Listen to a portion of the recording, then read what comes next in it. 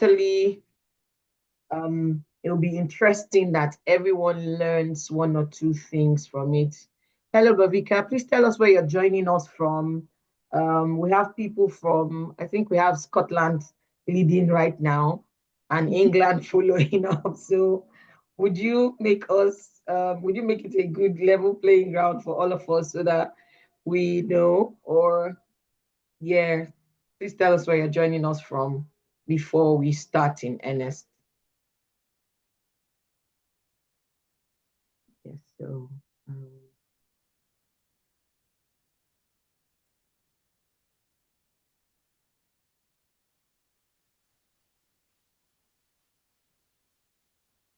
okay, it's 2:05 and we would be starting. So I mean, take off my soothing music. So what you're listening to is my soothing voice and face. Yeah, so good afternoon or good day, everyone from every part of the world that you're joining us from.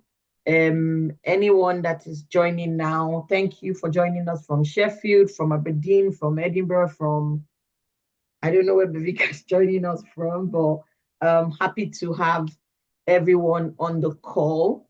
And this is the second webinar that we're having on, the JoyeDup webinar series. And essentially, what the webinar is about is to introduce what we are working on, one, and also bring education information to you in such a way that changes our lives as we proceed.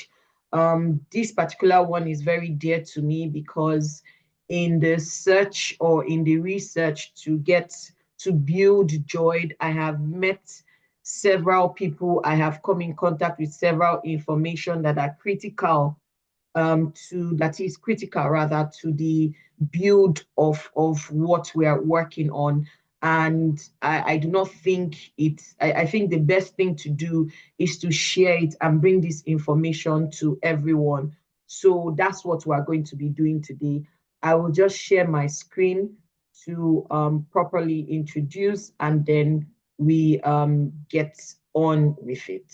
So if you please confirm that you can see my screen before I continue speaking, that would be fine. So if anyone can just say, I can see your screen, I can hear your voice, that would be good, because now I can't see anyone's gesture.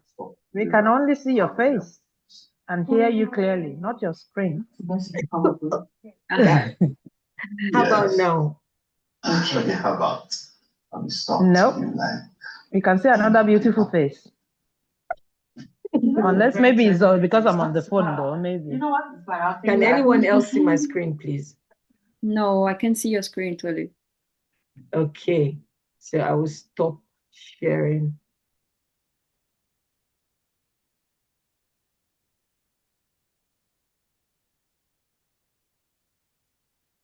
Mm-hmm.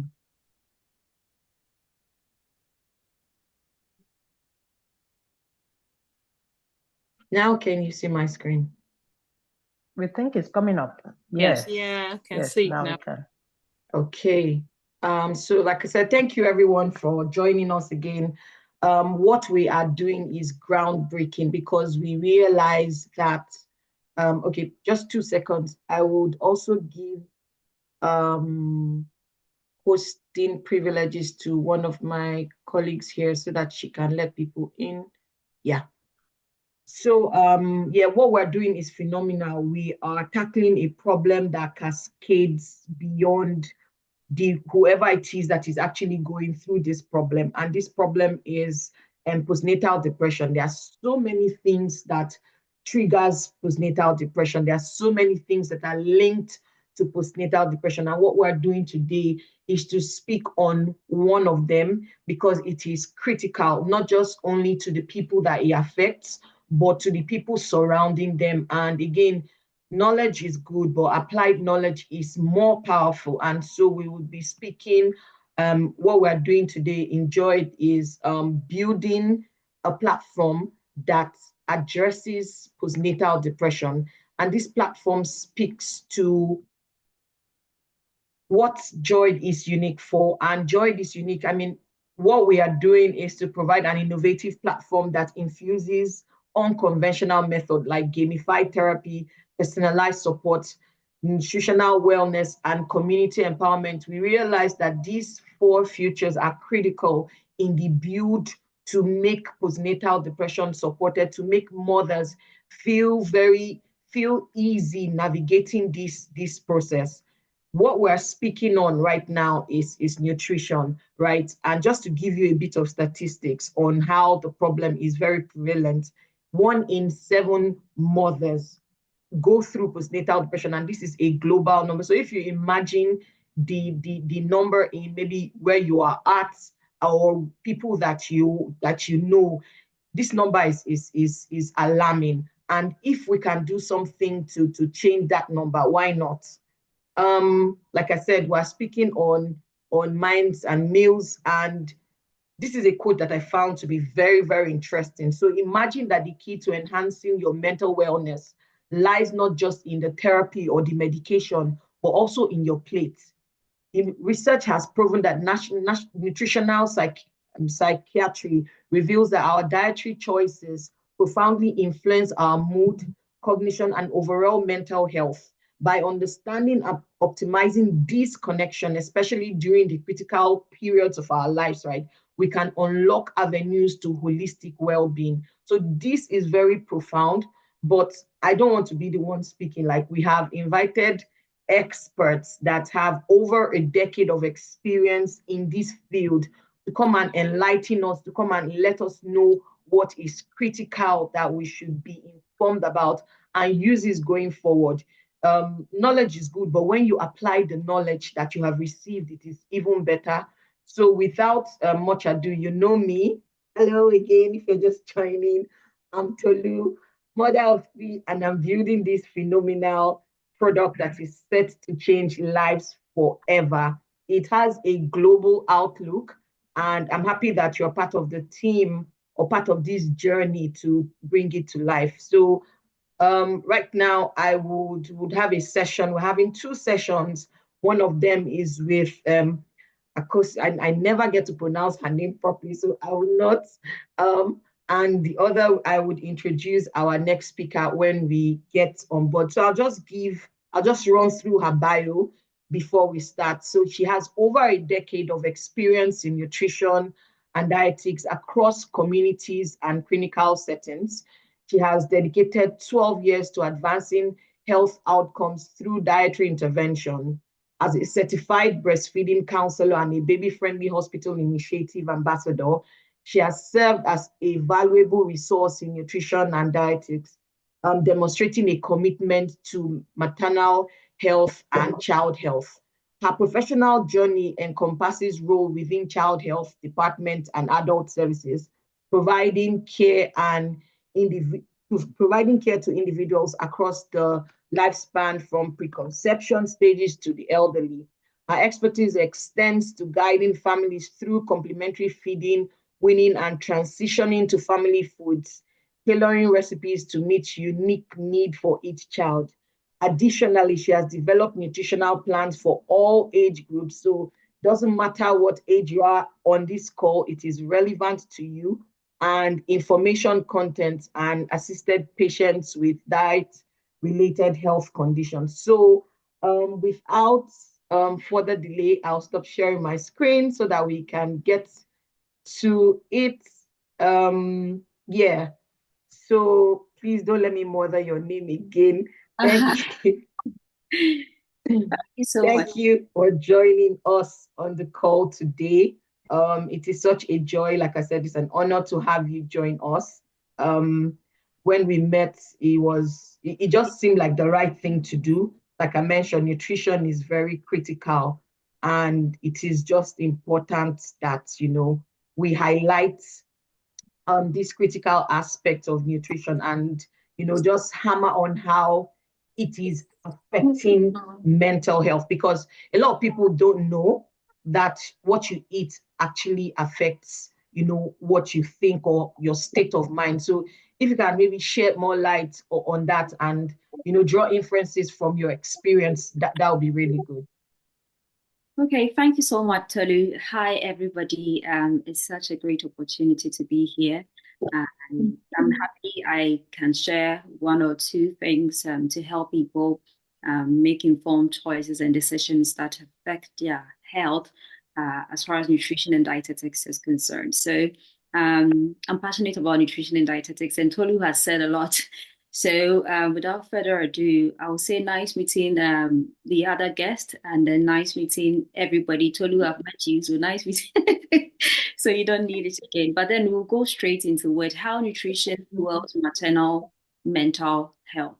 Nutrition is something that affects everybody and not just maternal and child health. And I say that as people, women, or even men, we may find ourselves in this situation if one day we decide to be parents. And so it's very important that nutrition starts very early for us. When I spoke with Tolu some weeks back, before this was planned, the conversation was around a similar program we did during COVID around the same thing. And it will shock you to know that we've gone beyond eating what we want to eat because we think we can afford or that's what we have available to a position of what am I getting from what I'm eating, because that child you are bringing into this world has every right to question what you did and what you didn't do right. Some of these things can be prevented because I watched people struggle to have a child. I had a client like that. They became friends, but they had been struggling only for this woman to eventually take him. And together we watched this baby deteriorate at NICU. And eventually, after several weeks of pushing and doing all that we thought we could do, we lost the baby. And this is something that can start even in the womb, because looking at where some of us are coming from, like African background, I don't like saying black because nobody's color looks black. So looking at where we are coming from, I will say that mostly people get pregnant without even knowing that they are pregnant. And by the time they come to the hospitals, most of the vital organs that needed the right nutrients to make sure that everything was perfect is sometimes developed. So yes, this, if you come to me as a professional and you are giving this information that, oh, you are now realizing you are pregnant and there are some deficiencies, it can even have a toll on you as far as your mental health is concerned. Because if you are a mother that reads a lot, most of the times people who are always much worried are the mothers who can read a lot or find information for themselves. When they come in and they realize that, oh, there is a deficiency, iron deficiency, for instance, which is a pandemic in Africa, they are alarmed because they will read about the side effects of being anemic or having iron deficiency, spinal bifida, birth defects, and other things. And in as much as we say it's scary sometimes when you see some of the babies people end up delivering, and it's seriously linked to iron deficiency, which happens to be something that probably took place before the woman could even know that she was pregnant. So this can even have a toll on the woman throughout the pregnancy, and it shows when they come to you for assessment, comes to you for review, or when they are referred because the gynae or the gynecologist felt, no, this needs to be worked on as far as the nutritionist is concerned, to make sure that we correct this thing. Because one thing that happens is that it can also have a toll on you. And you during COVID, most people, you could see that they were mentally affected because there were no blood donation exercises. And so when they realized that, okay, I am week 34, week 35, week 36, and I have low blood levels, and now they have to find people to come in and donate so that at the point of delivery, we don't record maternal and child deaths.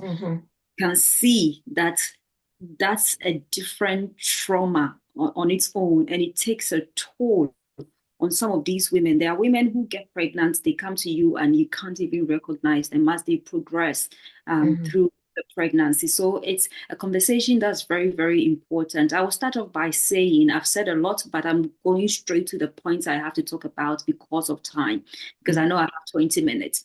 Now, as far as nutrition is concerned, you have to be mindful. If you are looking at getting pregnant, it is very important that you prep your system.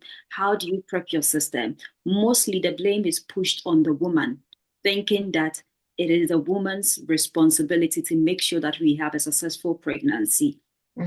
Narrative is changing, or this was the narrative, but it's like women have to shoulder a lot of things. This is not a gender thing, but I'm just saying that that's what it was.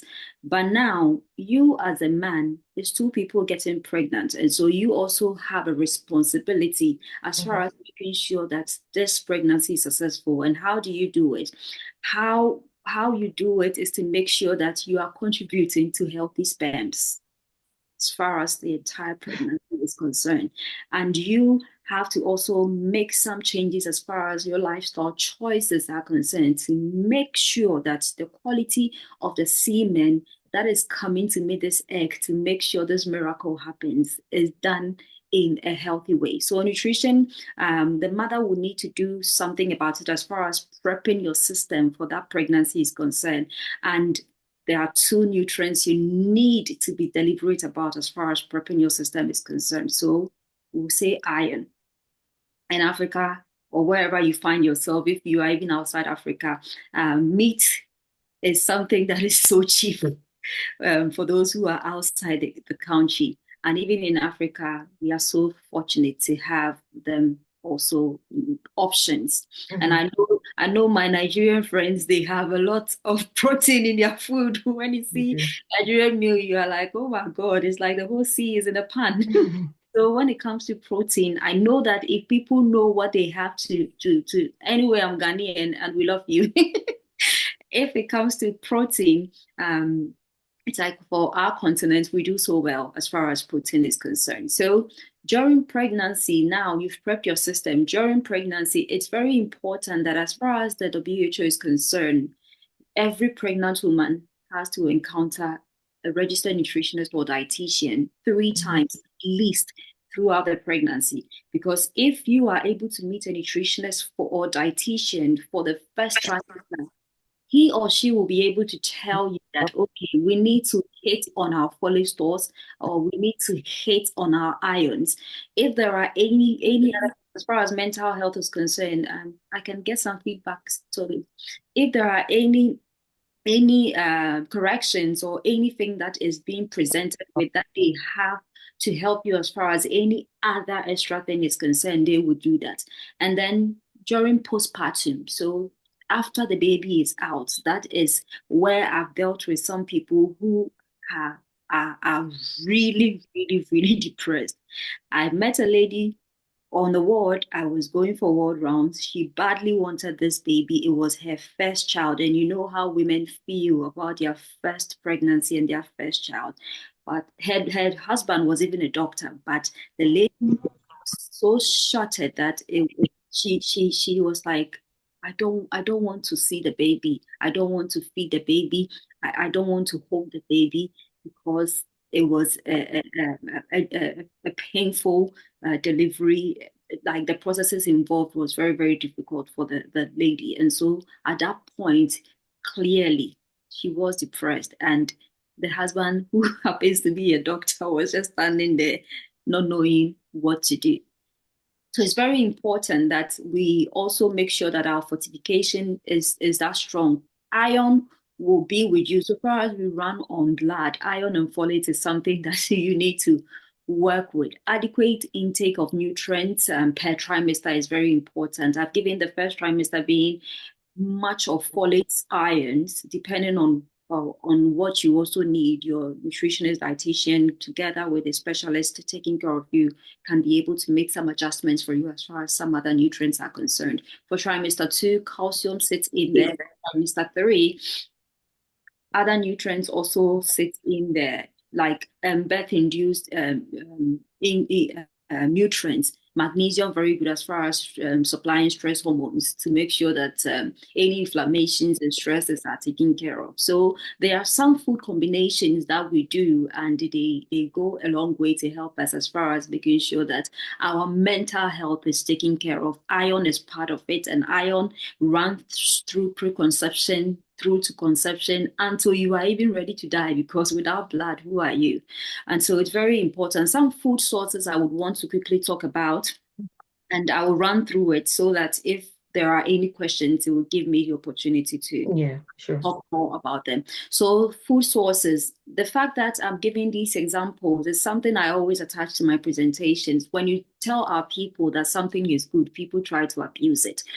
But this is not for us to abuse it, but to make sure that we have them as part of our meals.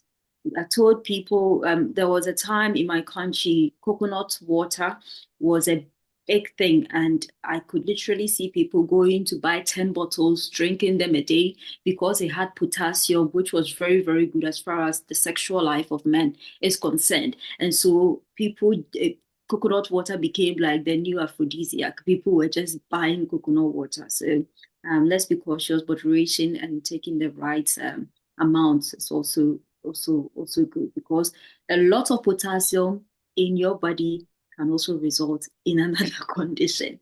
So that's it. Dark chocolate, very good. It's something you can have once in a while. It has polyphenol, which acts as an antioxidant, which is very, very good as far as improving on your mood. Once your mood is improved on, it naturally has an effect on your mental health and well-being. So dark chocolate is a good example of something with nutrients that's very good for your mental health or relieving you of stress. Eggs. I love eggs because egg is a superfood as far as the entire world. Egg is one of the superfoods on the planet, because egg is a full dish. That's small thing. So those who tease Ghanaians that we like eggs, yes, because it's a superfood. Egg is very, very, very good because it has what we call choline and tryptophan. They are nutrients. Very, very crucial for our mental health as far as taking care of oxidative stress and making sure that our mental games are improved upon. Now, yogurt or fermented dairy is also excellent because of the presence of probiotics. It's very, very good. And there is a bacteria called bacteria bacillus, sorry, in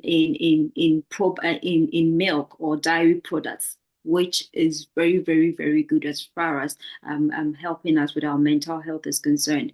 Leafy greens, and that's something I'll give to Nigerians. I know you have a lot of greens. I know it's not just Nigerians in here, not just other people are in here, but then there is a reason why some of these information come out. If there is something you can learn from a Nigerian, if there is something you can learn because of how their food presentations or their cooking is done, and it's a healthy thing that you need to commend. I am looking at it from a health perspective. So that's what I'm saying Nigerians do so well, because they eat a lot of greens, and it's very, very good because in there sits folate.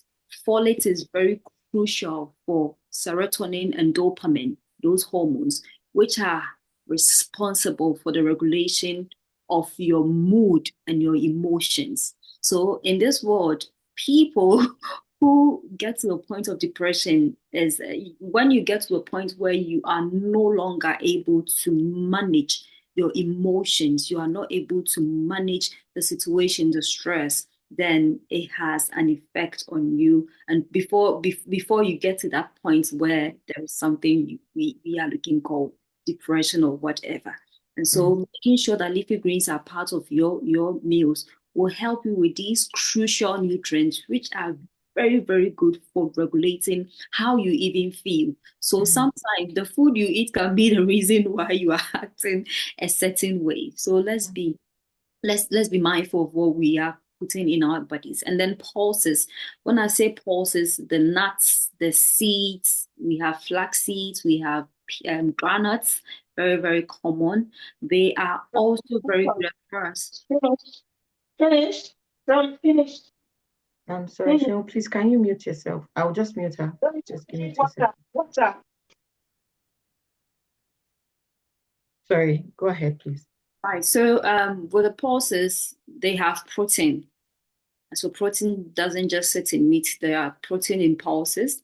They have B vitamins, and some of them contain iron. That's why people who don't take meat are sometimes advised to take beans. And it's also a first-class protein. So they are also good as far as making sure the B vitamins are very good as far as your mood and the management of your emotions are concerned due to the nutrients that sit in there, and it goes a long way to affect your mental health. Lastly, colorful fruits and vegetables. These are a few examples I want to share with you. Like I said, the questions that will come in will also inform some of the information that can come out as far as my answering of these questions are concerned. Now, colorful fruits and vegetables, they have phytonutrients, they have antioxidants. Anytime I hear antioxidants, I'm happy because are being served something that gives you that clears your system of cancer-causing free radicals. So anytime you hear antioxidant, know that it's like you are shooting 2 birds with 1 stone. At the end of the day, you are reducing your risk of cancers and also helping your mood as far as your mental health is concerned. So I told you, have I made use of my 20 minutes? Yes, just at the nick of time. I have a couple of questions here from people. So some of them, I think you have spoken about them, but Yeah, so, the others I would just still answer. Are we answering the questions after the section or? No. So this is related to you, so it'll be good for us to answer. So let me just. I've ended my presentations. I'm open for any questions. Thank you so much for your time. All right. So one of the questions is, say, are there, okay, and you mentioned it, but it would just be good to maybe highlight.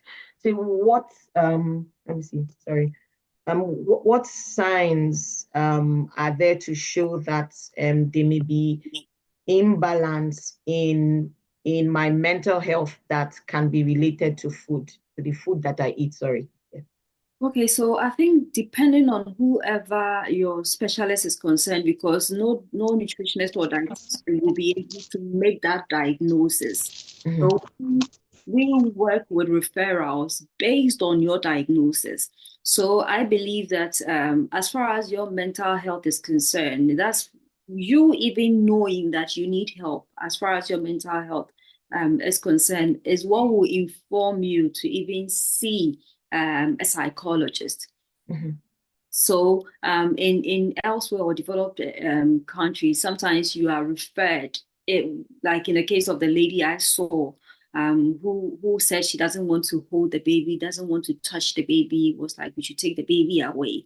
The first thing to do, this will go even beyond the gynecologist or the clinical people taking care of her, is for the psychologist to say that based on the signs I'm seeing, based on the presentations and how things are going, I can say that this person is depressed or is in these states. Now, when that has been said, we will then come in and see how we can help, so that we are not the first point of contact. We can only give you some of these examples I mentioned based on the referral or the diagnosis we've received. So if you feel down, if you feel low, if you don't feel good enough, they are signs that there's something going on as far as your emotions, your anything psychological. So once that has been established, that's when we can come in. Now that we don't know, we can also take steps to make sure that these foods are part of our foods, to make sure that we are supplying our bodies with these nutrients so that we don't even have to get so low, because it can be very difficult coming out of it sometimes. Okay, thank you. So the other question is, so now that we know that are there foods that we should avoid? So I know you mentioned, the leaves, and especially for Nigerians, proud to be one, that we have, and the all the things, all the nutrients that can be found in these foods. So are there foods that we should avoid in this instance? So maybe even before people start to just expanding on the question. So maybe even before people start to feel depressed, or when they are depressed, so are there foods that they should avoid?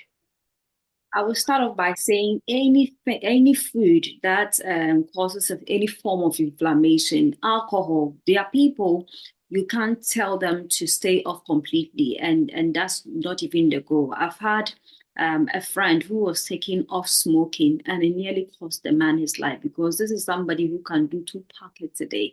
So for people like that, you don't. That's how I even practice. For instance, you meet somebody who has done this for 10 years, 20 years, 30 years, even before I was born.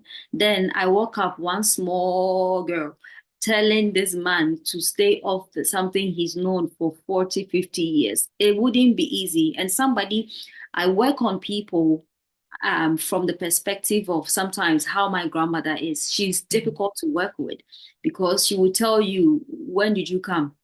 I've lived 70 years of my life, or 70, 80 years of my life doing this. So you have to take people out of these things gradually. If you are somebody who likes to take, I don't want to say alcoholic because that's so strong. If you can reduce it gradually with time, I tell people, once your body starts appreciating the changes you are making, it wouldn't even need to tell you to stop. Gradually you will stop. So alcohol can be good, can be bad. Our body needs a certain amount of alcohol, but then I don't want to go into that conversation. And then processed sugars. I tell people, I had an episode and I spoke about the fact that, how can you tell me mango juice? I taste that juice and there is nothing mango about it. You tell me orange juice. I taste that orange juice and there is nothing orange about it. Most of these things sitting on the shelves are for manufacturers to make money, and not because they are thinking about you. And so I tell people, if I want orange, I will buy proper orange and have it. Because I'm not just getting the vitamin C, I am getting fiber. And that's what most of these processed things don't give you. Fiber is one healthy thing as far as mental health is also concerned. So making fibrous fruits part of your meals. Tolu, have you, or everybody on this platform, have you experienced that sometimes you are so stuffy in your tummy, you can't have free bowels, and it sometimes affects your mood the whole day? If anybody has felt that thing, it's like you've not used the washroom. I don't want to use the other name, and it can just put you in a different mood the whole day. Fibrous fruits are a good way to make sure that your gut health is even good, and that is something you can take for granted. Unhealthy fats, making sure you are. Initially, I was preaching cannula until research. It's like nutrition and dietetics. Science is very evolving. Tomorrow, eggs are good to you. Wake up and they say eggs are causing this. So make sure whatever oils you are buying has healthy fats, not saturated fats, not trans fats. Some of these oils are too thick, very yellowish, and they are cheap. It's very important that we go for healthy fats. To those in developed countries, we outside have a lot of options to choose from. So I say that make sure that you are reading labels. That's the only clue I can give you. We don't do so well reading labels. Once we see the price, oh, this is £1, this is $1. Oh, that one is $5. Let me take the $1 one. We pick it up without reading what is making it $1 or what is making it £1. And then refined carbohydrates. God is a wise man. There is a reason why there are certain foods we have to try and make sure we keep them as natural as they can be, and not try to twist them or refine them so much. So I would say processed foods, excess caffeine, the coffee lovers, and alcohol. It didn't say don't take the alcohol. I don't preach and say stay off this, stay off that, because it's very unrealistic and sometimes people don't achieve their goals. So just sticking to a healthy, balanced diet will help you to make sure that you are helping your body in general. So the healthy, have these 5 things in mind. Animal flesh and protein, pulses, nuts and seeds, starchy roots. Make sure that it's a composition of the 4-star diet. Make sure between morning and evening, whatever you've eaten for the day, ask yourself, is it satisfying the WHO requirement as far as the 4-star diet is concerned? If it is, you are doing good to your body. Thank you. So I'm pinching myself because I know where I fall. So again, like I said, knowledge that is known and is not applied is almost as if one doesn't know it. So there's a question from Oksana here. I'll just read it. She says, or sometimes iron deficiency after giving birth becomes the iron deficiency anemia. Can it be prevented by diet or some additional supplements before childbirth, or is it connected? Okay, it's very much connected. That's a very, very, very excellent question. Every question was very good. But because of the topic and the iron thing, so yes, it's very, very, it's heavily connected. But then I don't want to sit here and give you I don't want to give you examples, or we don't prescribe on these things. So I can't say this is good, that's good. Discuss with your gynecologist or whoever your doctor is, and then make sure that there is a conversation with a nutritionist or dietitian to know where you are. Because when you ask questions like this, I wouldn't be able to know if you fall under severe, moderate, because if you are severe, the actions to be taken has to be drastic. If you are moderate, we can gradually find our way back to the right place. There are people who are slightly below. Slightly below is something that if you are really, really ready to commit to it, you can correct within even a week.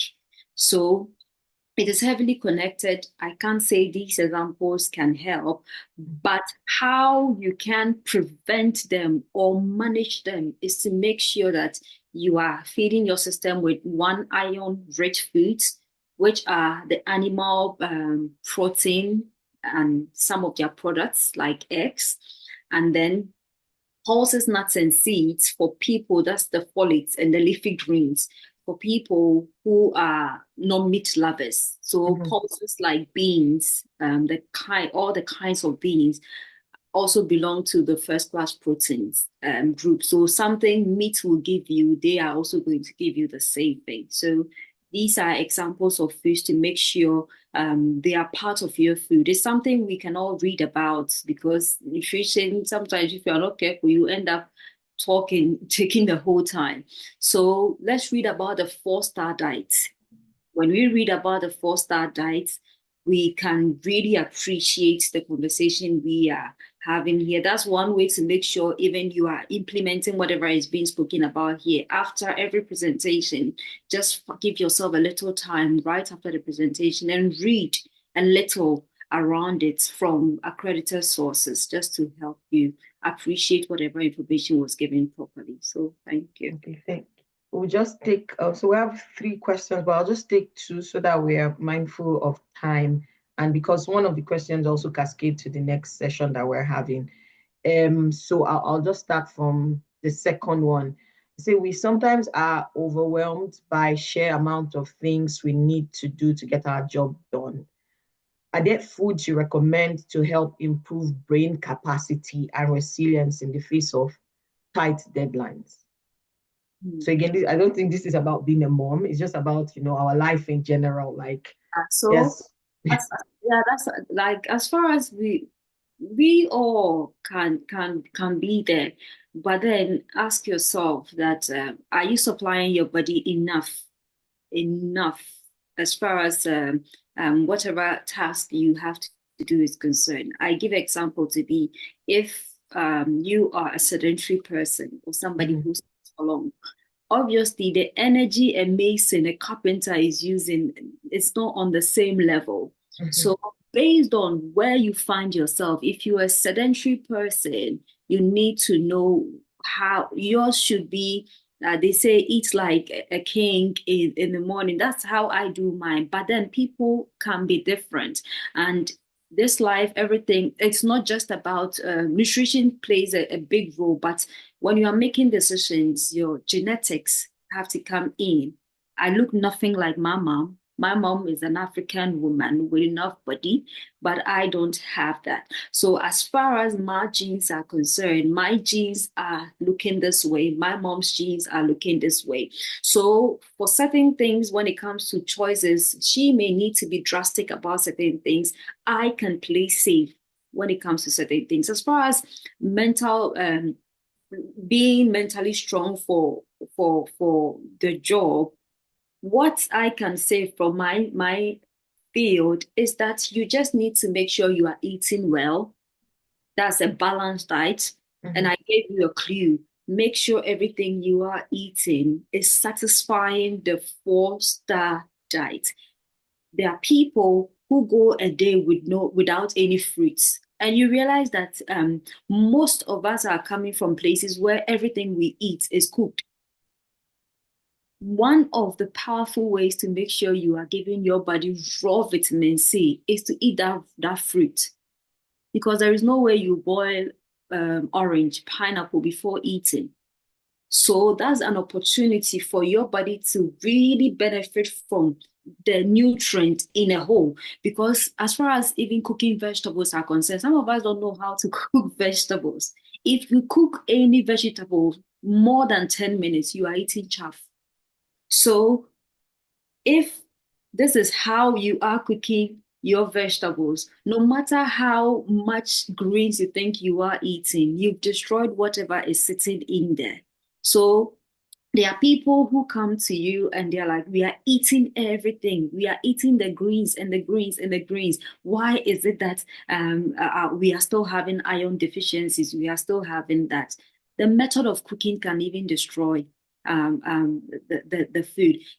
We sometimes make salad and we think, oh, we didn't cook it, but then you've destroyed the surface area with how you even treat the lettuce. We plant lettuce, we don't cut lettuce. So how you are even preparing that food at the end of the day will even determine if you are going to benefit fully from that nutrient or benefit a portion or even nothing from that nutrient at all. So eat healthy. Make sure there are examples from all the food sources I've spoken about, and then know your body. I know that I can't go beyond 2 slices of bread. 2 slices is okay for me. As far as my body is concerned, I have a normal BMI. What is your BMI? If you are overweight, you need to be cutting certain things. If you are obese, you are dealing with something different. So your ability to know where you fall, because the person who asked the question, I don't know his or her BMI. I don't know any medical conditions this person has. So it will be difficult for me to say that let's cut here, let's do it this way. But the general information I can give you is that make sure you are eating healthy. Stop skipping meals. That is one thing that I can also tell you, especially if you're somebody who uses your head a lot. Stop skipping meals because your brain functions on nutrients. You need the nutrients to make sure your brain keeps going.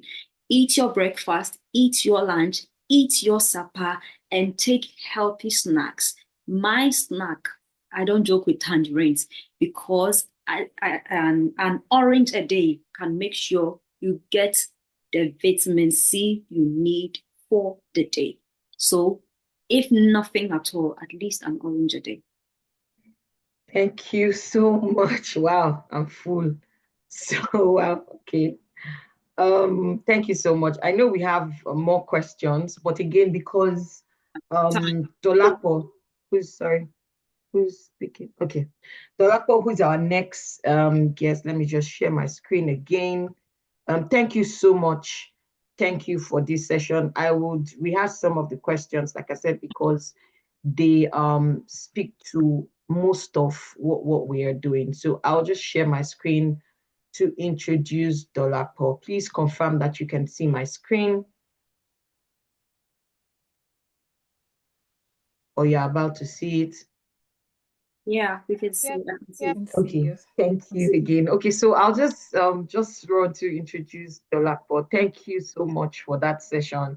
So Dolapo she's a visionary food system and nutritional advisor with a track record for shaping food security policies, driving agricultural reforms, and advancing sustainable nutrition solutions. Over the years, she has managed multi-million-dollar funded initiatives, for global organizations, including Bill and Melinda Gates Foundation, US Aid and AGRA, UK Aid and FAO in the UN, significantly influencing national agricultural policies and food security programs. Her expertise spans public health, nutrition, project management, research, and policy advocacy, particularly in tackling micronutrient deficiencies, food fortification compliance, and workforce nutrition. She's a UK STEM advice ambassador. Dolapo is passionate about inspiring the next generation to explore food and nutrition as science, as nutrition science, as a solution to global food security challenges. She holds a BSc in biochemistry and 2 master's degree and a graduate certificate in food system from, don't let me pronounce it, a very renowned university. Okay, thank you. She's a published researcher and a policy expert. She continues to shape the future of food and nutrition and sustainability globally. In fact, the next slide is her book, Food and Fire, that is coming out pretty soon. It is one that everyone should read. So without much ado, I'll stop sharing my screen. This particular session, I'll be asking Dolapo questions and she would be answering. And where questions pop up on the chat, I would also read it. So thank you very much for joining us on this call, Dolapo. It is such an honor to have you come grace us with all the wealth of knowledge that you have. Again, reeling from what Akosa told us is a lot. So I'll just start by maybe asking you a question, then you just go ahead and maybe introduce yourself. Okay. So we know that, again, what we are building in JoyeDup is, I'm just so happy with all that we have just learned so far, that we are going to infuse all of that knowledge on the app. Like, I'm really excited because, one, I know that that's the right thing to do. Two, I know that it cascades beyond me where I'm at. It is something that would be global. So I just want to ask, how do you, what key nutrients play a significant role in supporting mental health? Again, seeing our audience, right? They're not just women. So it'll be good to give that perspective on those key nutrients that support mental health well-being, not necessarily when people are depressed or under pressure, but even can serve as a trigger or something that they should include in their meals or nutrition as a way of life. Thank you very much, Tolu, for having me on this platform this afternoon. And as you rightly introduced, I'm Dolapo Enejo, and I've practiced nutrition for over 10 years now. And I would say that nutrition is quite interesting. Sometimes when I meet people and I hold conversations, it's really funny because I see nutrition beyond nutrition. Nutrition is life itself. And I liken nutrition most times to a car or a vehicle. And when you're driving a car, for example, you go to the gas station to put gas into your car. And I know that for you to have your car move, you have to put premium fuel in your car so that your engine and everything that makes up your car is in good condition. So I can liken the human's body to a car. And when you put adulterated fuel in your car, your engine can get knocked. Anything can happen in the car system. And so it's very important that we see the body as a system. It's a system that is made up of several connective tissues, muscles, nerves, and you will be shocked to understand that all of these nerves and muscles and tissues are communicating every day, 24 hours of the day. Your body is communicating. And that's why many times when you go to the hospital, sometimes your GP will say, listen to your body. It's like you're listening to music. Your body is telling you something. And so just the same way with a car, if you put adulterated fuel in a car, anything can go wrong with your car. It can stop on the way when you're on the highway and cause an accident, and anything can happen. And just the same way with your body, if anything goes wrong with your system, I used to say your body is your resident permit. If anything happens to your resident permit, you are out of this place. That's the honest truth. So, and when we consume mostly processed foods or adulterated foods, there is a likelihood that we'll start having issues within the system. And that's why you see a lot of cases on the rise. Cancer cases, kidney issues, liver organ failure, and the likes, cardiovascular diseases generally. And I see nutrition as a tool for preventive medicine. That is how I discuss nutrition everywhere that I go. Nutrition is life. And so in discussing strategies for combining dietary guidance and mental health, it's very critical to note that like the other speaker had rightly said a lot of things, mentioned examples of, food examples that we should daily consume. I would say that one thing she didn't mention was water. Water is very critical. And when you go online on the internet, there is a lot of information about how many liters of water you should drink in a day. Many times as a person, I usually do not take medication. When I have slight headache, I know that either I have overworked my brain or that I am stressed and my body just needs to go into resting mode. And what I do is I take a lot of water and I just go to sleep. And you won't believe it, by the time I am standing up from the bed, the headache has vanished. And I wouldn't have to take paracetamol or have to take any painkiller to make that headache go away. So what I'm trying to explain is that everything that has been created, that surrounds us, that we see in our environment, has been made for us naturally, organically. Is something that I would say that, and one of the things that I wrote in my book, food manufacturers, they are experimenting. And in the process of experimenting, you can get burnt. And that's why it's better to consume more natural foods, organic foods, rather than buying canned foods that have been stored on supermarket shelves with a lot of preservatives to keep them for a long period of time. And that's what I see that is so rampant here in this climate, because people go into the shopping malls and you see ready to eat spaghetti bolognese. You just toss it into the microwave, just punch it with your fork and knife, and then you microwave it and is good to go. And then before you know it, few years down the line, somebody is having cancer issues, somebody is battling liver failure, somebody is battling kidney dialysis. So one very important thing, other than the examples of foods that has been explained in the previous conversation by Akosua, is that we need to take a lot of water every day. Whether you are sitting by your desk and you are working on your laptop, or you are walking, your water bottle should not be far away from you.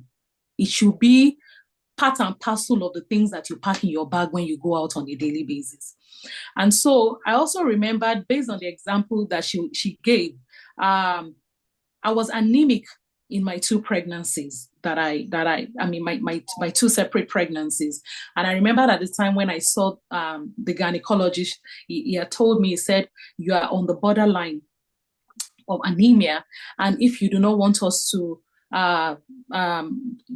conduct blood transfusion at the point where you'll be giving birth with both your child and yourself, you have to up your iron gain. That was the word he used. And so I remember that for the first 3 months of my pregnancy, for both my pregnancies, I was placed on iron tablets twice a day for 3 months. So I had to take iron tablets separate from my pregnant care, because I had pregnant care that I was taking, which was my supplement. So I was taking that alongside one iron tablet every day. And for iron, for example, because it's a mineral, you cannot overdose on it, because if you take too much of it, it can also be detrimental to your health. So, and that's why you always have to go to your nutritionist or your dietitian for guidance on what to take and what not to take.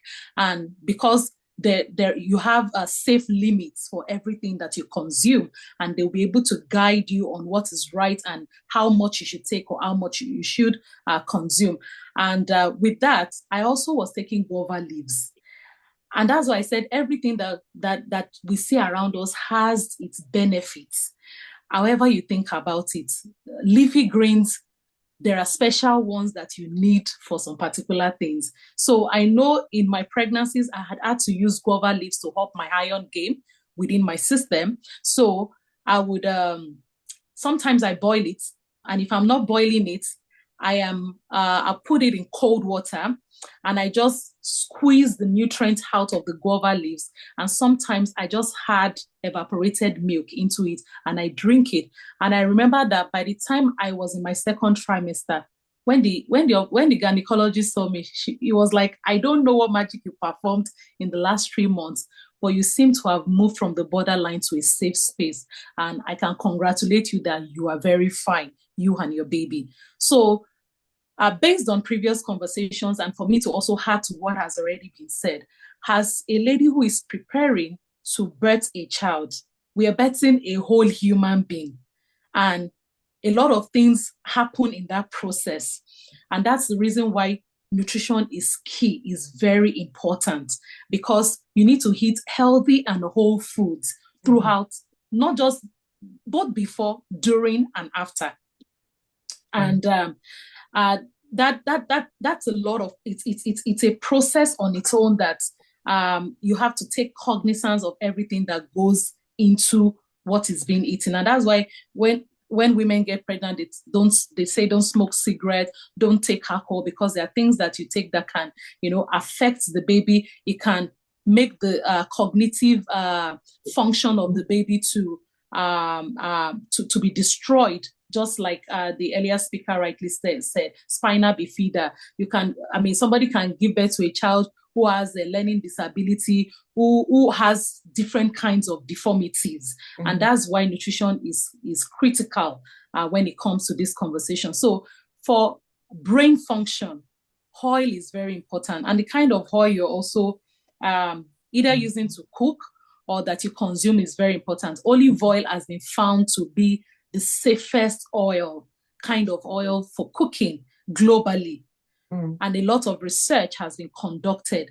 But yes, there are other types of oil. There is sunflower oil, which is also healthy, but the safest one, which has been tested, even with people who live in Asia that have lived up to 120 years and in other parts of the world, it has been found that olive oil is the safest oil to use for cooking. And so with mental health, we now talk about omega-3 fatty acids. And where can you find them? You will mostly find them in your fish.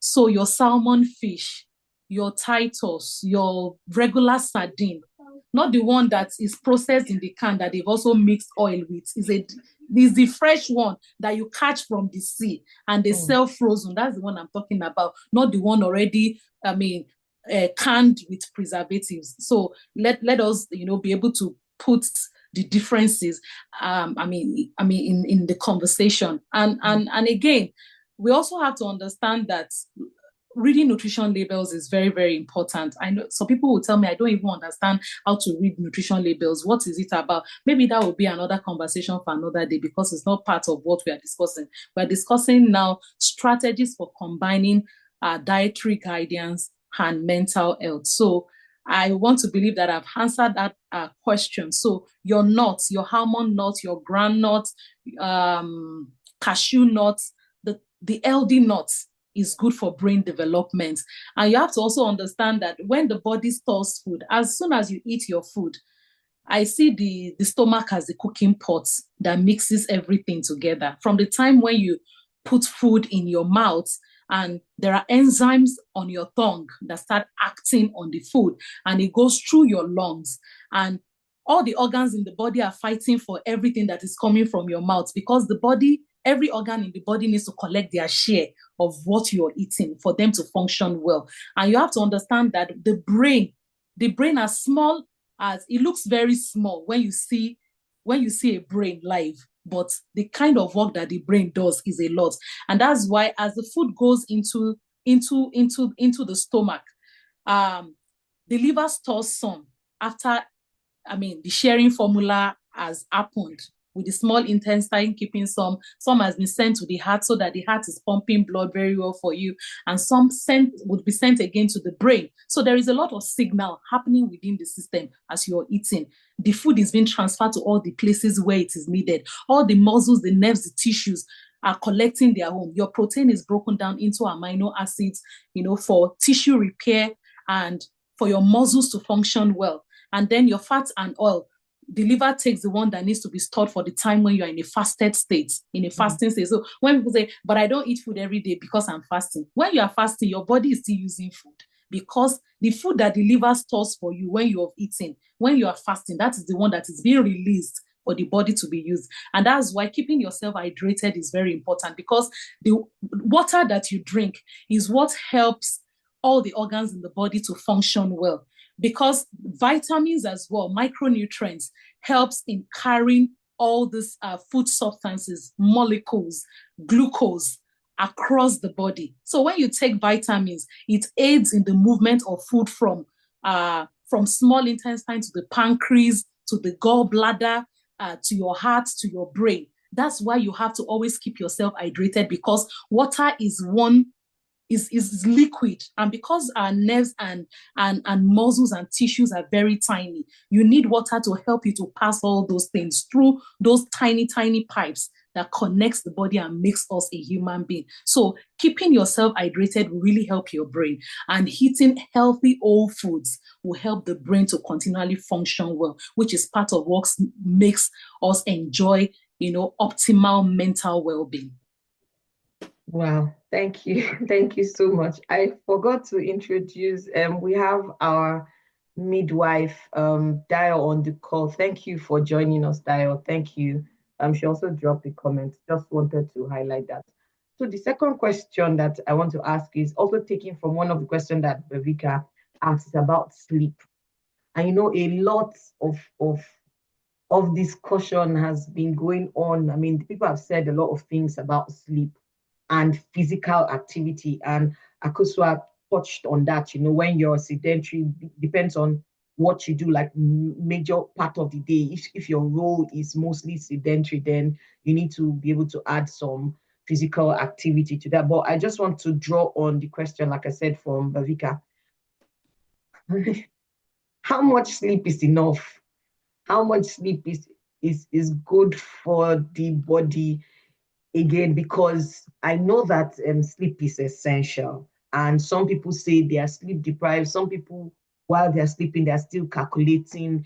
Are there foods that help people to, remain when you're supposed to just sleep, or maybe it's two? The question has two parts. So, how much sleep is enough for the body, regardless of our gender or the stage where we are at? And then are there foods that help people relax, so that when they are meant to sleep, they sleep? Yeah. Okay. So thank you for that question. I know that based on age, and there are several categories. For children it's mandatory that children should have 14 hours of sleep. So I think that's between age 4 to 12. But as an adult, you should have 8 hours of sleep. That's the standard. That's the gold standard. And you can also look that up online. I know that there's WHO standard, there's United Nations standard. But what I know for children, it's 14 hours. And for adults, it is 8 hours. So if you see that you are not having as much as 8 hours, because some people will say they break their sleep. I sleep 4 hours at night, and then I observe siesta in the afternoon for another 4 hours. But however your 24 hours goes, you have to ensure that you have quality 8 hours of sleep. So that's the mandatory standard. And then for foods that help us to sleep well, again, your salads, your Greek yogurt, your oatmeal, you will realize that there are some foods that when you eat like this, they will just knock you out. I don't know if you realize that. Most times when you eat healthy or when you eat well, you are either maybe feeling like sleeping almost immediately because your body goes to work immediately after eating. Your body is breaking down the food so that all the organs that need the food to function, it's like grinding is happening from the time food enters your mouth. And then it goes into the stomach, which is the cooking pot where everything is being mixed. All the mixes is happening and they are transferring it to all the parts that requires it. So when you take oats, for example, it helps you feel full. And then it aids sleep. And I've also noticed as well, when you take oat milk is also very good if you want to sleep. So people say, when I drink pap, I can sleep well, I can sleep for hours. So you have to also understand your system. So, but some of the foods that aid sleep, so if you mix your flaxseed, for example, with oats, some people do overnight oats and they just keep it in the fridge. And they say when they have that at night, it helps them to sleep very well. So your whole fibrous foods that has good fiber, those are the things that help you to sleep well. And also when you take the omega-3 fatty acids, foods from that category, it also helps and aids proper sleep, because those kind of foods helps with the brain function. So it tells your brain it's time to sleep and you go to sleep. You don't have to overwork yourself. So it's when we get, sometimes we feel stressed when we are not eating well and when we are also not sleeping well. So, and that's when stress happens, and that also affects our mental well-being. So when we combine all of this together, this type of foods, your leafy greens, your salads with avocado, boiled eggs, and your quinoa, that's how I pronounce it, your quinoa, your chia seeds, your oats, your healthy fibrous cereals, not the overly processed ones. There is no how you will not sleep, except you have just decided that you want your mind to be calculating, then you will not sleep. So, but yeah, I hope that answers that question. Thank you. All right. So the other question is, and I mean, seeing that you've done a lot of things with international organizations, so are there examples of successful programs that combine dietary guidance with mental health support? Are there examples of such? Yeah. So some of the examples I would share. So when we go to rural communities, for example, so I started my practice as a community nutritionist, and that's public health nutrition. And then at that point, I was working with malnourished rural women and children. And so when we go to these primary healthcare centers in rural communities, most of these women, they are either smallholder farmers or petty traders, small business owners who do not have access to basic healthcare services. And so most of them do not even understand what it means when you say bring your child to the health center for vaccination or to come and get some supplements or nutrients. So one way in which we reached out to them and we were able to gain, secure their buy-in and gain their confidence, because some people also feel like, oh, when they bring all these vaccines to all these health centers, they want to come and poison our children. Some people also have that cultural bias. So we got to the point where we started breaking our information down into simpler terms using local languages and social behavioral change communication. And that involves animation, videos, radio jingles, and we would translate some of these social behavioral communication tools into artifacts. So when I say artifacts, you could go into a primary health center, for example, where you would see a picture of a mother breastfeeding a child, and there will be an information beside it on what to do. And then we would also say, bring your children from 5 to 59 months, which is 5 years, to the primary health center to get vitamin A supplement. And what does vitamin A supplement do? This is something that, you vitamin A, you can get it from your fruits, you can get it from other food sources. But at some point, because we realized that we were dealing with a lot of malnourished children, which were either severely or moderately acutely malnourished, we then started radio jingles to bring them to the primary health centers. And it's just a drop. It's just like you take your flu drops in your nose. It's something similar. It's like a tablet that has a nipple teeth. And once we just cut it, we just put the droplets in the mouth of the child. And that helps significantly with treating moderately acutely malnourished children and women in rural communities. And we also started engaging women through community groups where they understood themselves, they understood their culture, and they would sit around in a circle in a community center, for example, and they will hold conversations. Even men will come, fathers will come, grandmothers will come, because it was not only targeted at women alone. Because when you talk to a woman, for example, they hold conversations with the grandparents and their husbands at home. So it became a conversation around bringing the entire family together into this conversation, so that everybody is carried along and we're able to secure the buy-in of the fathers. Because what if I, as a mother, I'm interested in bringing my child to a primary health center, for example, to get the nutrients they need or supplements that will help them grow, and my husband is against it. So these were some of the challenges we faced when we worked in these communities.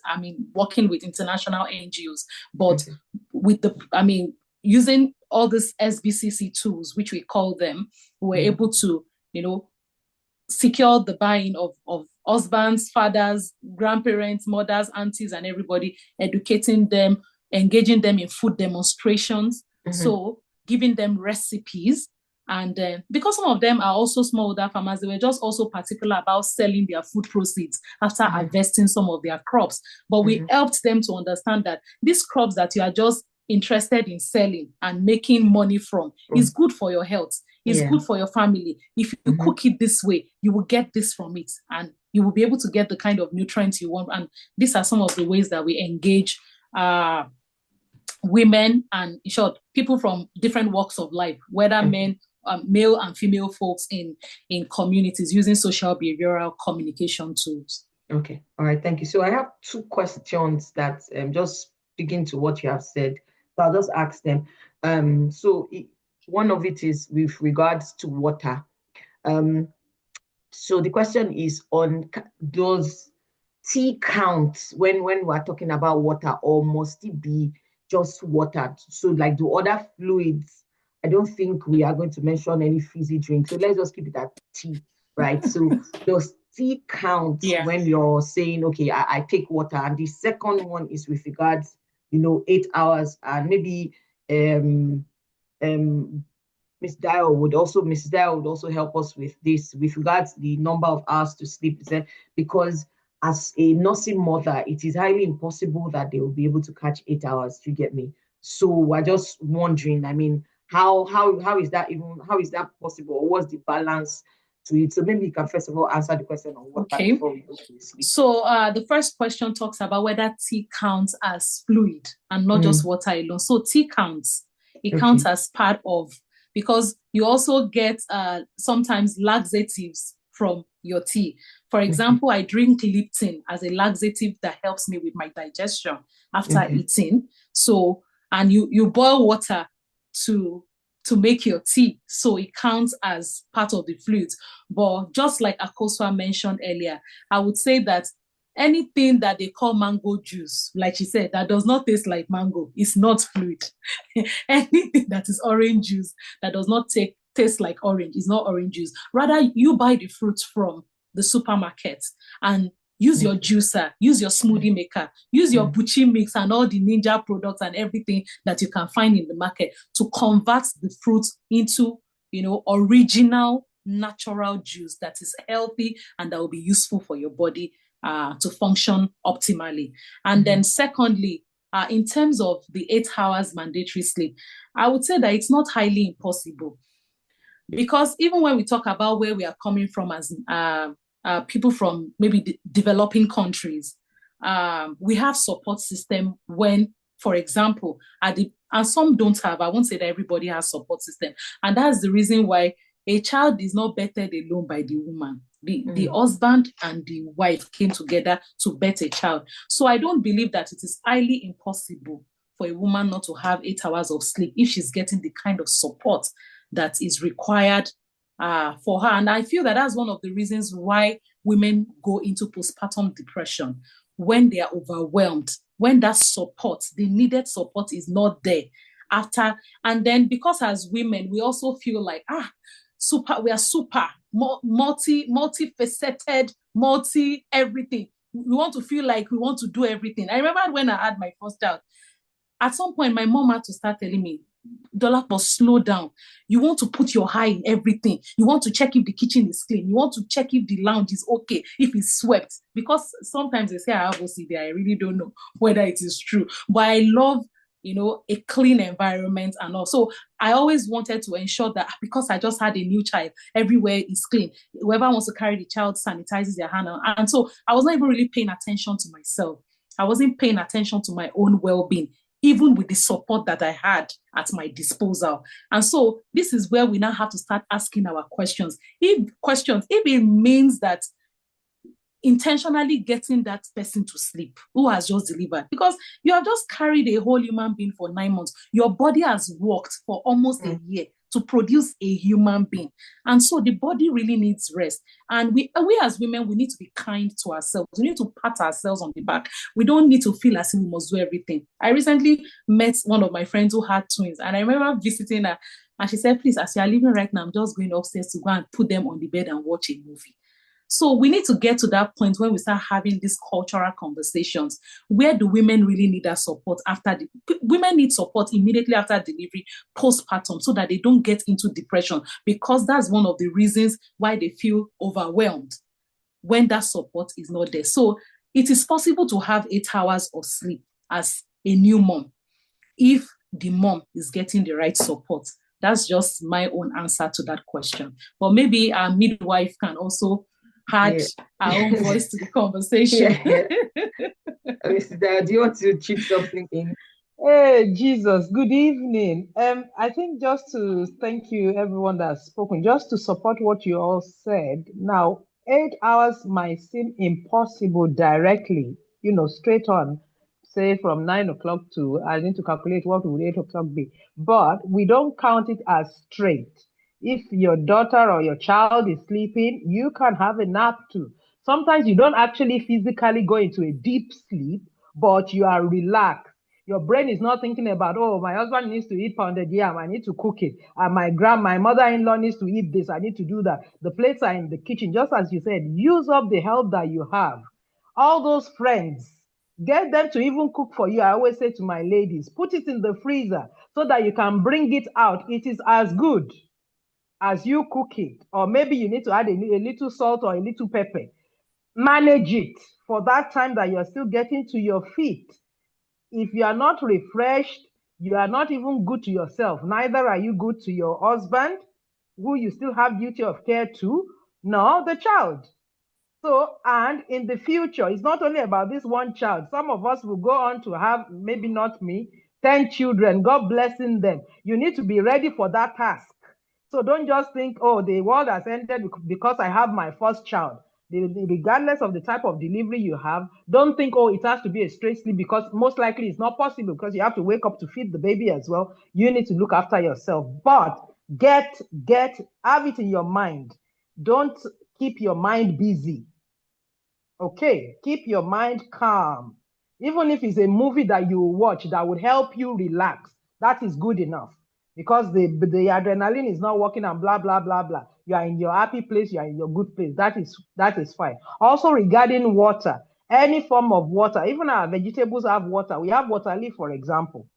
Okay, the food that we eat, the blended peppers, they count as water, as liquid. However, you need to cautiously think about, I am eating. So people are not eating at all. And that's not what we want. You want to have things. Watermelon is very rich in water. There are a lot of things that have water in them. Okay, so whichever way we will get it. And please, not everybody should rely on just supplements. Supplements is exactly what it is. It's supposed to supplement what you are eating, not take over. No, because a lot of people, they buy this fancy name, mother care and father care and grandma care and all this, and they're not actually eating the nutrients that they're supposed to be getting naturally. So we need to try and reduce that, increase the normal greens and red and different colored food that you are eating that are natural. Frozen is perfectly fine. Thinned is perfectly fine, because most times they get it from the source and then they put it that way, as long as you're aware of what you're eating or drinking. Thank you. Thank you. Thank you so much. So I'm just mindful of time. Just two last questions to you, Dolapo, before we end. So again, this is about, you know, we're talking about the mind and the males. So just one question from Olu, and is about, you know, when you're in a state of mourning, right? And is, again, some people tend towards being depressed when they are in that state. Again, this mourning can be any form of mourning, maybe mourning from a loss of a child.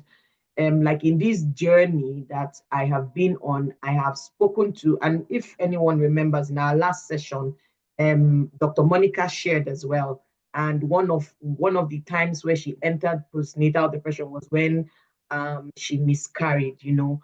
And so are there foods that, I know Akosua mentioned dark chocolate, are there foods that stimulate or bring you back, or maybe not necessarily bring you back completely, but would help with those doses of dopamine that you need to bring your mind back into, you know, the journey that you were before? And the other one is on culture.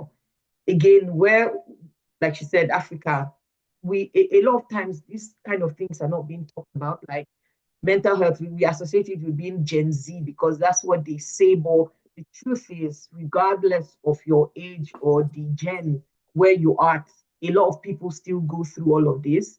So from your experience, right, have you seen, I mean, what can be done to relax that stigma?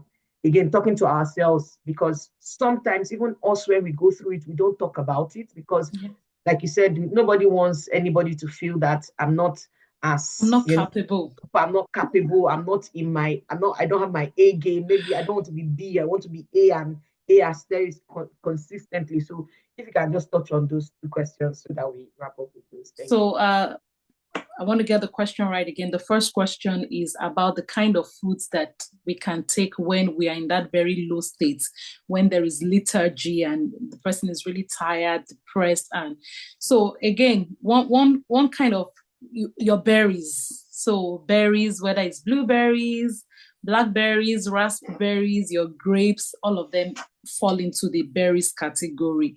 They are very good to help improve the mood, help to with the release of dopamine to improve one's mood levels. Also yogurt, whether low-fat yogurt or the one that is not low-fat yogurt, you can have it with granola. And I see a lot of people making parfaits out of it and even selling it on market shelf. But there are things that can be made at home. If you buy your Greek yogurt in the store, or you can also make your own yogurt by yourself at home using milk. So you culture your milk by yourself. You can use your microwave. You can use it in the cooking pot on your stove and make your yogurt by yourself. And you can, determine what goes into it because you made it by yourself and it's not a supermarket bought. And you can also have that with healthy grains. Like I mentioned, granola and other things that you would love to have it with strawberries, with raspberries, blueberries, and all of that. And that forms something that is very healthy for your system to improve one's mood levels. Another one would be eggs. We can mix eggs, boiled eggs, and avocado together. That also, because avocado is very rich in omega-3 fatty acids. It's very rich in oil. So other than using olive oil, which has been found to be one of the safest cooking oil globally, avocado also falls in that category. And when you boil your eggs with your yolk, you know how that yolk used to look very yellow, that kind of boiling, you boil it and mix it with your avocado is also very good to support your mental well-being. Another one would be leafy greens. So whether it's spinach, your kale leaf, however you like to eat it, whether you like to eat it as salad or you like to eat it as vegetable soup, is also very good to help improve one's mood. Salmon fish is very, very good as well. Sure, most of the oily fishes also falls within this category. Whether it's your mackerel, your silver egg fish, but some are just more oily compared to the others. But salmon is one oily fish that has been, a lot of research has been carried out on salmon. If you go on PubMed, on NCBI, or where you can find accredited research papers, you will see that a lot of research has been carried out on salmon. And salmon has also been found to be in that category of healthy, oily fishes that helps to improve your mood, release that oxytocin, dopamine, improve your serotonin, all the hormones all those feel-good hormones that makes you really feel good, improves your mood and helps your mental well-being. Again, nuts and seeds. So almond nut, cashew nuts, gram nuts, all the nuts. Like just be chewing it, be in the office in front of your computer, put it by your side, ensure that you are munching on it, and it's very good as well. Your beans and your lentils, you can make moi moi out of it, bean pudding. I know this is a global platform. That's the name that is being called in another part of, Nigeria, but it's bean pudding or bean cake. So you can make turn beans into bean cake, into bean pudding, or whatever, however you love eating it. But beans and lentils, legumes, pulses also fall into this category. So these are the kind of foods that you can eat to help you feel good, to improve your mood, and to help you enjoy that optimal well-being. That when people see you, they'll just be like, your energy is just top notch. Like your energy is really high up there, and you are never experiencing moments where you have low mood levels. And so the second question now, if you can come again with the second the question. Stigma that is associated. So I know that we are getting there. In the developed climate, mental health has become something that everybody talks about. It's a conversation that is all over media, all over the dailies, and generally you will hear people talking about their mental health. And even at work, if you are not generally feeling fine, they tell you to go back home and maybe rest and ensure that you are better before you come back to work. And so how we can walk around the stigma, and especially with women who are facing postpartum depression. I believe that we don't want to go to someone who is not feeling emotionally well and start giving them a list of do's and don'ts. You don't want to go to meet them, lecturing them. We want to come from the point of compassion, where you are just first of all asking them, how are you feeling today? What has been the easiest food for you to eat recently?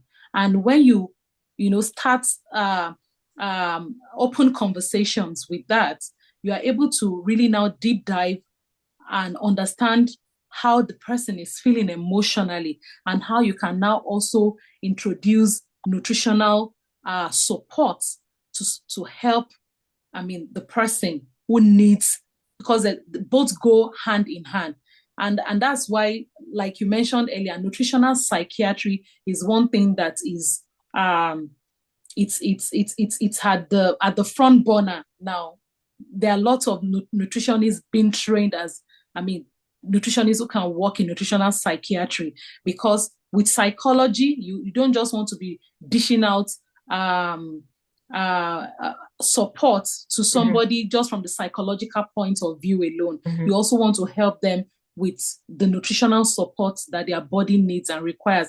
And that also includes not discarding tradition, because everybody honors their tradition, everybody honors their culture. We cannot erase people's culture.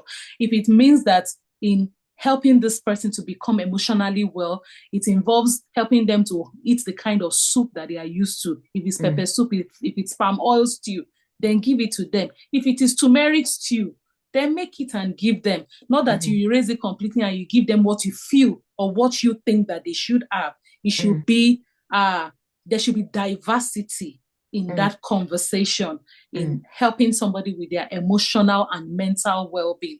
And that's how I've always approached helping people with emotional and nutritional support. So I believe that with these few points of mine, I've been able to push, the points and the narrative that will help us, that after this webinar, we go back again and continue to hold these conversations. Let's not stigmatize people. Let's not feel that, because I've heard somebody also said something one day, like they were not feeling well. A woman is not feeling well and she's pregnant and she's talking to her husband, and the husband says, "Are you the first person to get pregnant?" I'm like, that is so sarcastic. That's not a way to talk to somebody, because this person is vulnerable and is open to tell you how they are feeling. We should count it as a privileged opportunity and look for every avenue to support them in a way that they will feel better and get better and be their best selves again, and not stigmatizing them.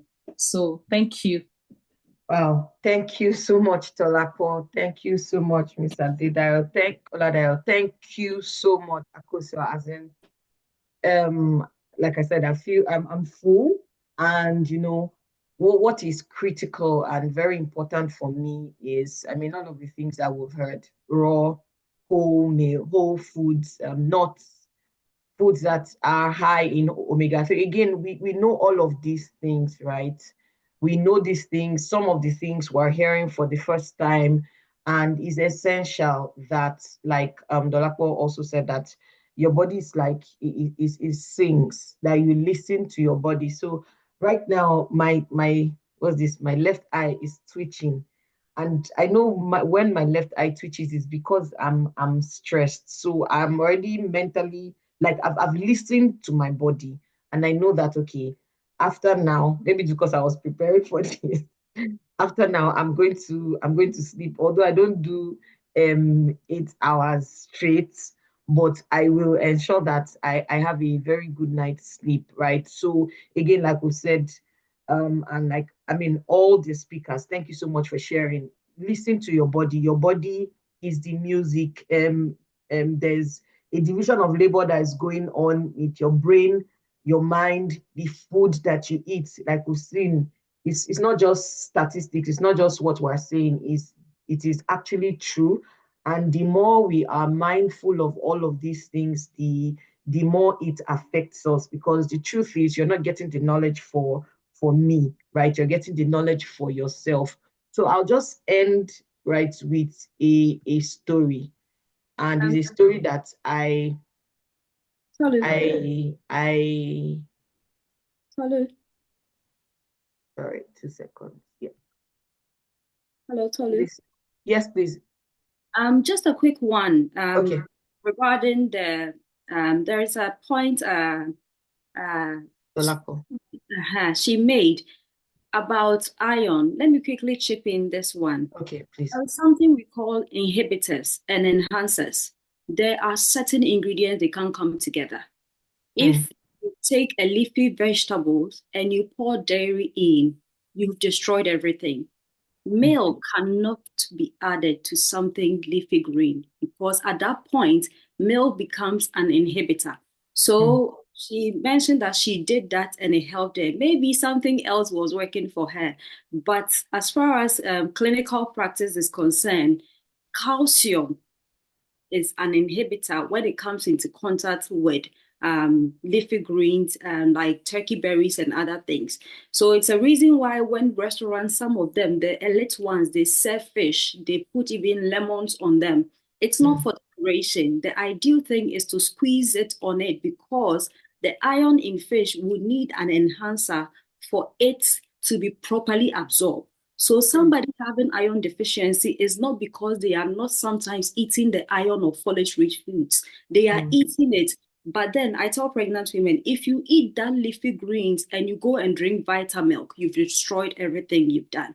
So for the water intake too, thank you for pointing out. It's something I left out to the last speaker. Thank you so much. But for a pregnant woman, a lactating woman, an athlete, you need from 3 liters going in a day. And for the regular person, like the sedentary person, people who don't really do much activities or high labor work, 2 liters or 500, the 500 ml, a sachet, 4 sachet a day is okay. But like you said, you get some from other sources. So I wanted us to point out the inhibitors and enhancers as something that is affecting people based on the information that is out there. You don't combine malt, milk, and you don't make those things and think you are helping your iron levels. You are just destroying everything. So thank you. All right. Okay. Thank you for that. I'll just please confirm if you can see my screen before I share my story. Yes. So on this story, I just made up in the hope that this would summarize everything that we have done so far. So I would just read it. I hope you find my story as interesting as I found it. In the heart of a bustling city, Maya, a dedicated social worker, tirelessly served her community. Her days were filled with counseling sessions, crisis interventions, and endless paperwork. Despite her unwavering commitment, Maya often found herself engulfed in waves of anxiety and fatigue. She attributed these feelings to the demands of her job, unaware of the deeper roots affecting her well-being. One evening, after a particular taxing week, Maya attended a local wellness seminar called Joy. The speakers discussed the intricate link between diet and mental health, introducing concept of the brain-gut axis. Intrigued, Maya began to reflect on her own eating habits, quick meals, skip breakfast, and reliance on caffeine. Motivated to make a change, Maya embarked on a journey to nourish her body and mind. She started incorporating whole foods into her diet, prioritizing fermented foods like yogurt and kimchi to support her gut health. She also began practicing mindful eating, savoring each meal without distraction. Over time, Maya noticed subtle yet significant changes. Her energy levels improved, her anxiety diminished, and she felt more present in her daily interactions. By nurturing her body with the right nutrients, Maya discovered a renewed sense of balance and clarity. So this is again, we did not have this conversation before. They're sending You're not chats. muted. Someone's mic is muted. Tommy, please, can you mute? Okay, yeah. So this was the summary. In fact, I did not know that we're going to have all of this. I just came up with this story. Like I said, we've heard everything. Knowledge has been impacted. We've been nourished mentally. Like Akosua said, go back with everything that we have said, the ones that are within your range. Not everyone can afford salmon, right? Again, mackerel is another option. Olive oil, like they have mentioned several things that we can include or focus on while we're having our diet, so that all this information or this, to be honest, thank you to everyone, I'll go there. All this information that we've gotten within this time frame, it is useful, and the rippling effect is not just for us, it's also for our environment and the people around us. And lastly, like I said, I'm excited that we're building this because it's incorporating what we had the last time, what we're hearing now, several other webinars that we're going to have. And I don't have shame right now. I want you to follow us on LinkedIn, on Facebook, on Instagram. JoyeDup is the name. So, and if you have, again, stories, one of the things that we enforce is the relatability of all of these things. You see, they are shared from their experience. The one that Akosua shared, the one that Dolapo shared, um and Madid Oladayo shared as well. These experiences form the basis on which they have seen, and it has impacted lives. So if you have such experience and you want us to be able to show it and share it with other people such that it enhances the relatability of what we are trying to talk about, break the cultural stigma that is around the issue of postnatal depression. And at the end of the day, we are lighting the world because, again, we have someone from Middle East, we have someone from India, we have someone from England. I mean, people from England, people from Scotland. So this is a global scale that we have just started, and is a mission that is set to change the world forever. So I just want to first of all say thank you so much to Akosua. Thank you to Dolapo for taking out time and joining in this mission to make this change. I really, truly honor and appreciate you guys. I thank you so much. Thank you, Ms. Oladayo, for joining us again, like on such short notice. Thank you for being there and just sharing your experience as well. And to everyone that has stayed, please, I have your email. So if you don't go and follow me right now, I would follow you. But thank you so much. Thank you. Thank you for spending time with us, and enjoy the rest of it's a long weekend in most places, but so please make it worthwhile, eat well, feed well, and nourish your mind. Thank you. See you again in our next webinar. Take care. Bye now. Bye, everyone. Thank you. Bye. Bye, everyone. Thank you so much. Thank you all. Bye. Bye. Enjoy your chocolate, whatever this is. In small quantity, they mentioned though. Thank you very much.